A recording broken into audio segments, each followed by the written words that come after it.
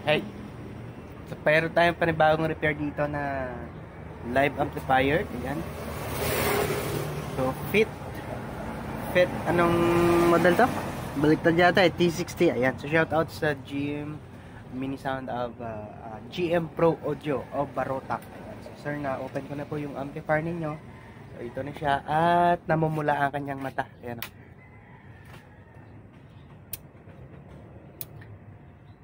Ayan, so parang may nag-oscillate siya. Ayan, umiilaw yung signal. Ayan, so double check natin niya dito sa kanyang input. So since na okay naman yung ano niya, mainboard ng channel 1, pero double check pa rin natin yan mga idol. So yung kabilang channel, ayan, so nakaprotect na lang talaga. Ayan.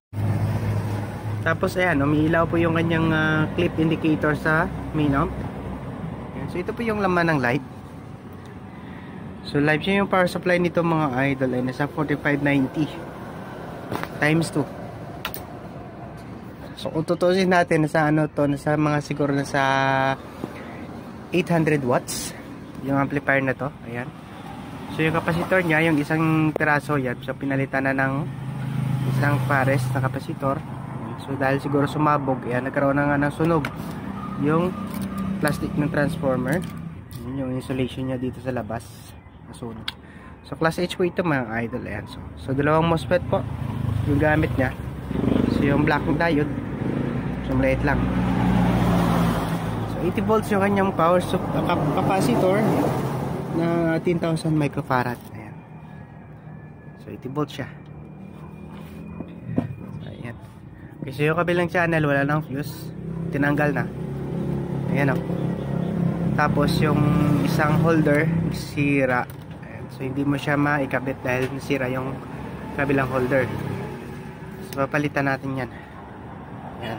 So ito pa yung kabilang channel, intact pa naman. So yun lang, nagkakaroon ng oscillation. So malamang baka sa buffer nya yung problema. So abangan na lang po mga idol, repair nito. Abangan na lang po yung pag-repair natin ng amplifier nito mga idol. So i-vlog din natin. Tapos hopefully na maayos natin to. Papatino natin itong live na fit. So mas ano na to, maganda to gamitin sa high, sa ating mga tweeters. Ayan. Okay, so ito po yung mga old version ng live. So sa ngayon hindi na siya nag-exist siguro sa market, ano. Iwan ko lang sa Metro Manila kung meron pang ganitong klaseng design ng live. Ayan. So sa ngayon meron bagong labas ng ganitong klaseng design. Yan, si Sky Audio. So pagmamayari ng Turbulence, si Wilson Magtanong yung mayari. Ganito talaga ginaya yung kanyang front panel. So Sky Audio na po yung pangalan niya. Sila pero nag-stop na sa ganitong klaseng design ng kanyang front. So, maraming salamat.